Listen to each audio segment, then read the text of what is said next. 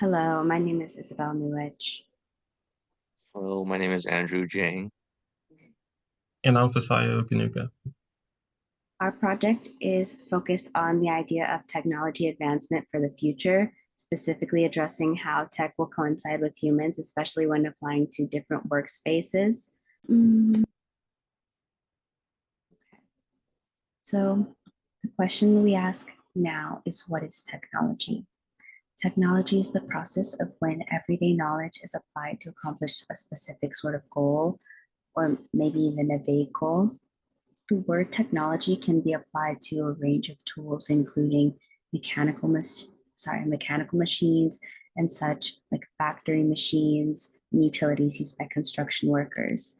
Everyday devices can also be considered a range of that tool, which would be like an electric toothbrush, an electric vacuum, or even shoes in this case. Lastly, there would be software, which is most times a program that allows something to run or something to already allows, it allows development as well. So essentially, technology is going to be everywhere you look, and most of the time, every device you use. Technology has been very big for humans and is going through the process of being integrated more often, which means it's being put into use more often in our environments, such as like specifically the working environment. This is because technology has been on a rise due to seeing an impressive result in being implemented in society and into multiple different environments. Um, so this would include any jobs that would range from schools to maybe, again, like I said earlier, being a construction worker. In this case, we're not necessarily addressing technology as a whole, but instead machinery in the workplace, which may sometimes be operated by software. Jobs are now in question, they're at risk. This can apply to any job like being a waiter in a restaurant or a nurse in a hospital or even a teacher in a classroom. So in the statistics here, there are statistics examined by the centuries of the increased usage and development of technology as a whole. When addressing technology, like mentioned in before in the definition, as vague as possible, the vaguest term possible. So let's just again remember technology can just be defining any tool. So this doesn't mean it has to be computer and software component related or any sort of stereotype when thinking about technology. Some people's mind goes straight to computers. So the range of examination extends over a long period of time, taking us back to a time loop, which goes back to 9000 BCE, where the first use of technology was documented as a stone, which later helped create a system of using two objects to create fire. Um, and through this minor observation of the details compared to technology we see today, technology has definitely improved a lot through the many years.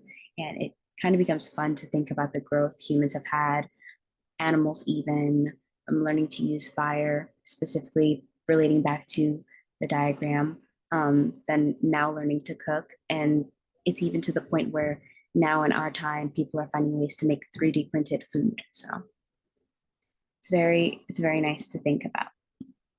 So how do we use technology?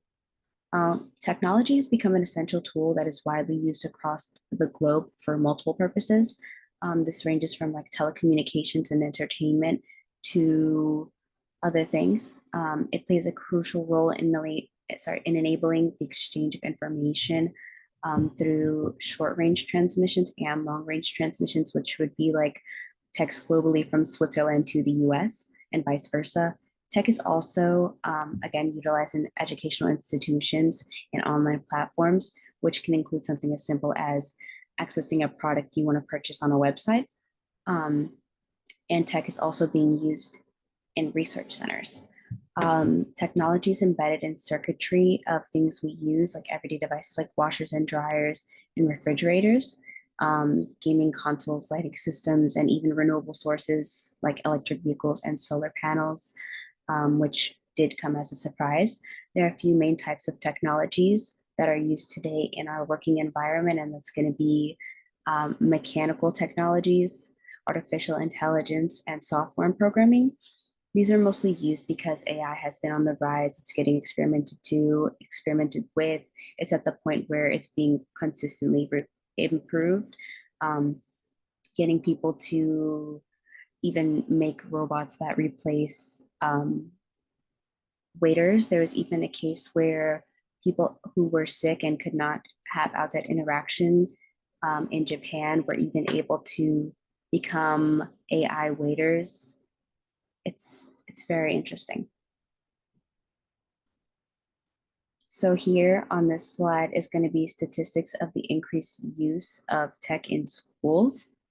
Um, This is global data discovered behind the research of viewing the usage of technology in schools and questioning multiple different factors.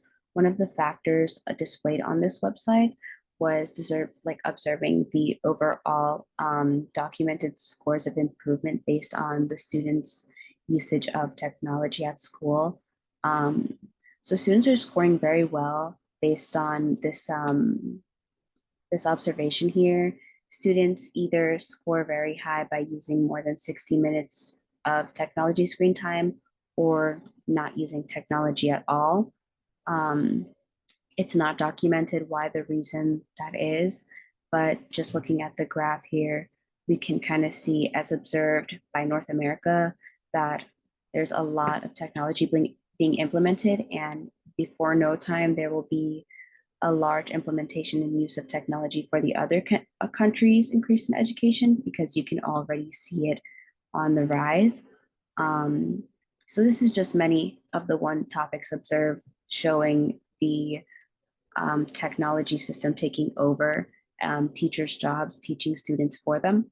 Um, but there are other factors that play into this that weren't measured here that could really make a big difference, such as increased usage of technology devices being implemented in places like college, which was not shown or documented.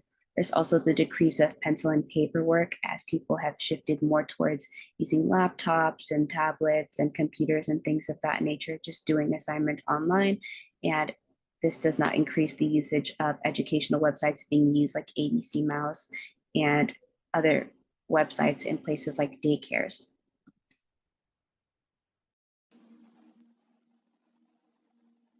Going off of my last group made slides, there have been many examples of past technologies ranging from different sizes and shapes and even to their functionalities. For example, like the cathode ray tube or the CTR monitors, more well known as, used mainly from the 1950s to about the 2000s. These boxy monitors, which usually had stuff like Pinball 3D and Minesweeper already downloaded on it from years past, have been largely replaced by flat screen LCDs and LED monitors due to their overall better image quality and energy efficiency. So you no longer have to feel like you're lugging around a cardboard box filled with metals upon metals. Another example of a past technology that is largely no longer used due to modern day advances would be the dial-up internet, used mainly from 1990s to about the 2000s. These were once the standard for home internet access. They have become nearly obsolete with the widespread availability of broadband and high-speed internet technologies like DSL, cable, and fiber optics.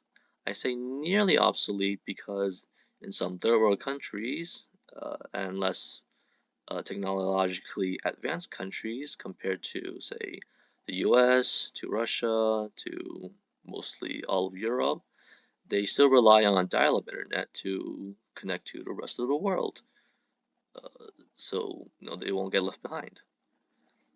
One last past technology I would like to give an example of is VHS tapes, used primarily from 1970s to 2000s, and compact disc CDs and digital versatile disc DVDs, both used from 1980s to about the 2010s. These were primarily used for storing and distributing musics, movies, and software. And these these have been mainly replaced by digital downloads and different streaming services, which usually offer instant access to content without the need for physical media. Now, while without the need for physical media does sound good on paper, this does in turn lead to less of an ownership to the stuff you downloaded yourself. So you won't feel like you actually own the thing. Now, technologies of the present, one of the most recent developments is the inclusion of 5G connectivity, which was recently introduced in the year 2019, and have been the one G that has been continually used and rolled out to almost the entire globe. 5G network itself rolled out somewhere between 2019 to 2020, providing faster browsing speed, lower latency, and greater capability compared to previous versions, like 4G. Due to its recentness, the potential to enable innovation will probably reshape industries and the economy, which can be already seen with software included in things like autonomous vehicles and even remote surgeries, which are both in experimental phases, but they have been slowly rolled out to perform different needs for emergencies, like emergency heart surgery or transportation. Another new technology is the emergence of artificial intelligence, AI, and machine learning, both which emerged around the 1950s to 1960s. Created with the research into neural networks and reasoning systems, these advances in computer power and data processing have allowed both AI and machine learning into applications, ranging from language processing to image recognition and autonomous problem solving. These AI and machine learning have largely been helpful for humanity as they can replace more mundane jobs and more difficult jobs. But there are downsides of, well, replacing jobs in the first place. Another new technology added since the 2008 is blockchain technology. Since the creation of Bitcoin came into existence, this and the introduction of cryptocurrency, blockchain technology has evolved from just monetary, secure, and transparent digital transactions into a supply chain management and a decentralized identity management for the users. Very controversial due to certain aspects of Bitcoin, like environmental problems of running mining Bitcoin. The benefits it has cannot be ignored. Now, dedicated, uh, now really advanced technologies that could be emerging in the future would be BCIs, brain-computer interfaces. A heavily controversial idea is BCIs that enable direct communication between the brain and external devices like desktops, VR goggles, even phones. They offer potential applications in healthcare, communications, and human-computer interactions. They can provide other helpful uses like controlling prosthetic limbs, typing messages with just a thought, and interacting with a multitude of devices at once are just the tip of the iceberg for this advanced technology. Another advanced technology is quantum computing. Quantum computers and computing are largely known by the public by name, but they hold the potential to revolutionize computing by enabling vastly faster processing speeds than currently available to the public. These allow for complex problems that cannot be solved normally by today's standards. Alongside, quantum computing allows for significant advances in fields like medicine and drug discovery due to not requiring as much latency to the experiment. Another final advanced technology I want to discuss is renewable energy and clean technologies. Renewable energy sources like solar, wind, and hydroelectric power are predicted to accelerate, along with advancements in energy storage like batteries and fuel cells. Clean technologies for waste management, water purification, and air quality are also predicted to play a role in preventing sustainability, and lessening environmental deterioration, which is mostly a positive, but the rate at it's going is questionable at least. Now, how will this technology affect humans? The way technology affects humans is both for the better and for the worse. For the better, they allow for better diagnostics and treatments for various medical conditions. Wearable health monitors, pacemakers, and body imaging have enhanced patient care and accessibility to healthcare services. 2. Improving overall communications using smartphones, videos, and social media enable fast communications over long distances, reducing barriers to information exchanges.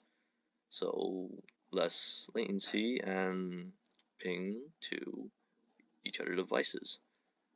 Another benefit would be the economic growth for any country's economies, regardless if it's the first world, third world, or one that's less fortunate than the rest of the world.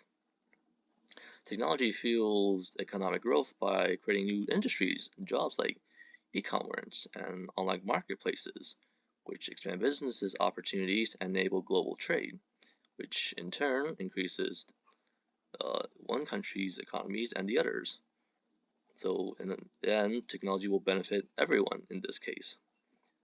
Now there's to say there are also negatives to how much technology will affect humans.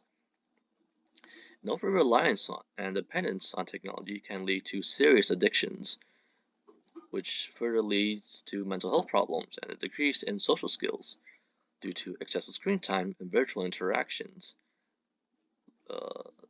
Too much virtual interactions can, well, obviously deteriorate your mental state and motor functions as well due to, a lack of use.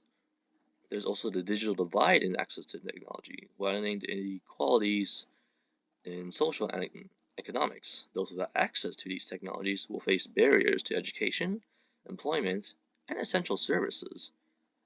Barring an individual from these services will do things like lower mortality rate, uh, lower intelligence, and more lowering the production. And another negative is the production, use, and disposal of technology contribute to environmental pollution, resource depletion, and electronic waste accumulation.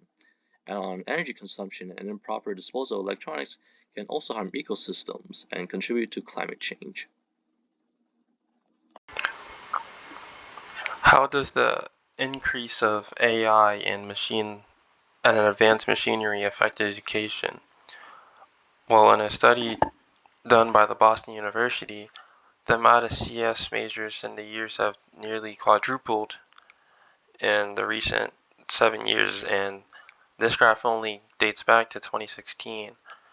Now we can infer based off this graph that this number has increased, maybe doubled, maybe tripled since 2016. And I know people like me, friends, family, have all started to learn computer science because of all the opportunities that they believe it can lead them. And as true as it is, more jobs in technology, cybersecurity, with the advanced machinery, with the more skills you need to learn it, the more money is offered for those willing to be able to master these skills.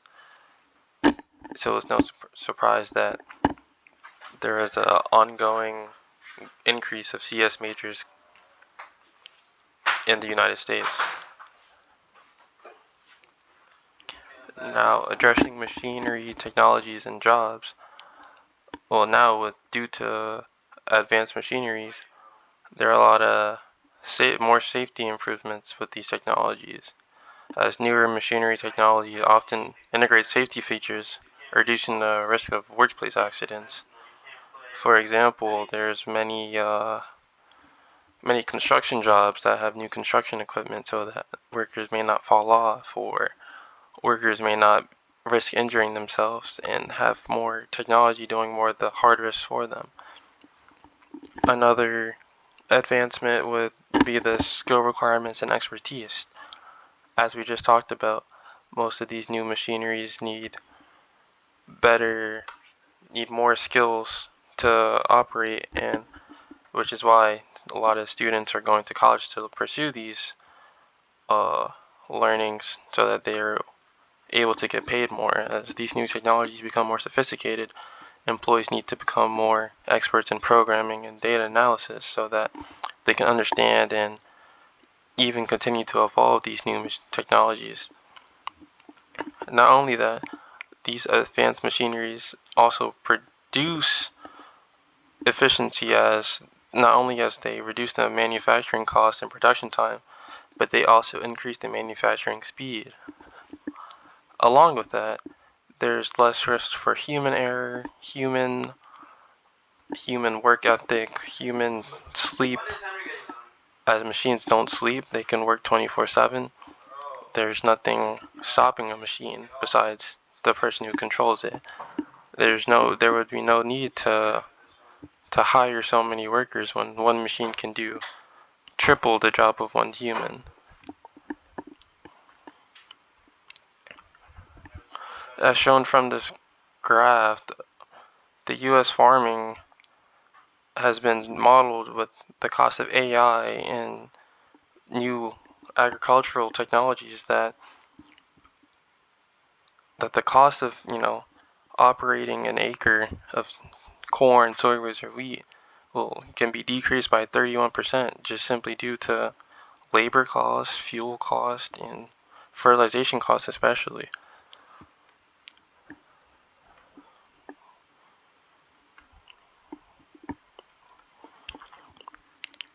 Now, what are the downsides to technology's effect on jobs, and how does it affect the economy?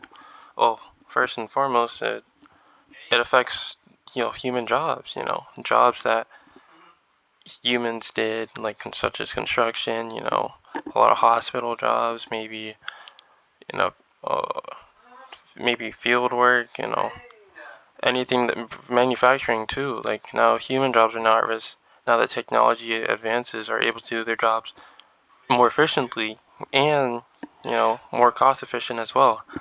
We've learned from this class that companies like to do whatever it can to make them the most money without making them spend the most money. And technology is a really efficient way of doing that. However, there are also, with that, human jobs, more people are going to go unemployed, and this isn't good for our society, or where these people want to work, how these people want to make money, now that there are less and less jobs available to people that just want to do regular day-to-day jobs. They make cleaning robots now. Now jobs like maids or custodians aren't going to be needed in the next 15 years, and those are jobs that that are mandated at a social place, such as like an airport or a school. Like those places that need custodians are now going to have their jobs being taken by AI robots now. Now, what are these people they're going to do? Another downside are the major security concerns. We've seen a lot throughout this class that any new technology that that comes into the society can easily be hacked by somebody. ATM skimmers. We we all learned we got bank accounts, we got cards with chips. We had at first we had the swipe. The swipe was able to be hacked. Now the chip can be hacked as well. There's ATM scammers. There's so many ways to hack all of these new technologies that can simply steal your data, can steal company data, can steal personal information, and a whole lot of risks involved with all these new technologies. As once someone's able to hack into it, all that data can be lost. My last downside I'd like to talk about is the income inequality. As we talked about how human jobs are gonna decrease now that technology's here. The jobs that are required to to stay in charge of these technologies are gonna get a way higher pay increase, as not only are these technologies making a lot of money, the skill needed to maintain these technologies will also require such a largest sum amount of money, and now jobs that are regular day-to-day jobs won't be getting paid as much as for example, the custodians. If while there's an increase of AI robots, custodians may not be needed, so the demand for custodians will decrease, and therefore they will get paid less. Same with maybe job workers, like market people that work at your local grocery stores, gas stations, those things. Even Amazon has their own shop where there's no one that works there. You just shop with a card. Now, like the regular, you know, cashier job might be replaced in a day. These jobs are going to decrease, therefore they're going to end up becoming paid less, and there's going to be a huge divide between jobs that pay well in the technology field, computer science, cybersecurity, AI, and regular day-to-day jobs. However, what are the upsides to these new technologies, and how will they affect the economy? Well, as we stated before, there will be a hugely increase in efficiency and productivity uh, around the world. At that, companies will be able to produce 10 times, food, water, medicine, anything that society really needs can be produced way more and way more efficiently. And not only that, it can also improve society at that, such as, lowering like greenhouse gases, stuff. There's a lot of manufacturing companies, construction companies that burn a lot of uh, toxic CO2 airs, and now there's, new companies that with new technology, can help decrease these, amount of toxic airs that are poisoning the atmosphere and things like that. Another upside is the globalization, as these technologies can, be shown all around the world, such as, first thing was first, phones. Now, you know, back in the day, they said they used to use a bird to text or to write a letter to, a loved one from across the state maybe. But now, you pick up your phone, you can send a text message to anyone around the world, and just stuff like that. Businesses can sell their products worldwide. TikTok can be viewed worldwide. Everyone can share their love and appreciation anywhere, just simply due to these new technologies. And when these new medicines and uh, anything that benefits the human society, maybe starts up in a local city in Japan or something, that can be easily traced worldwide and be able to be spread and help everyone around the world. Another thing would be improved healthcare and education, as we know that technology has been able to find more cures to more common diseases, but now education can be taught more online, can be taught more personalized to the student. Although that many people may not think that having a completely online education isn't really good for a lot of aspects, but there's been proven uh, awareness that online education can be helpful towards some people, especially at a young age, as you can learn how to read and write at a more quicker, especially now that everyone in today's society owns a piece of technology. And here are our works cited. Here are the links that we use to get our research for this assignment. Thank you for listening.